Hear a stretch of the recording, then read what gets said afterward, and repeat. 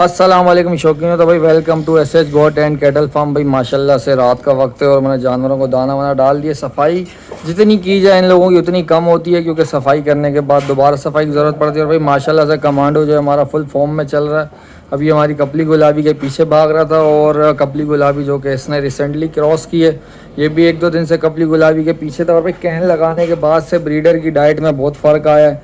ये अपना दाना बिल्कुल माशाल्लाह से अलग होकर खाते हैं। तो भाई आप लोगों को भी यही एडवाइस दूंगा कि ब्रीडर का खाना हमेशा अलग दिया जाए। ये देखें कैन के अंदर, ताकि इसके अंदर जो है आप जो भी वाइटामिन वगैरह डालना चाहें, डीसीपी मिनरल्स वगैरह जो भी डालें, तो वो ब्रीडर के लिए ही सिर्फ आए।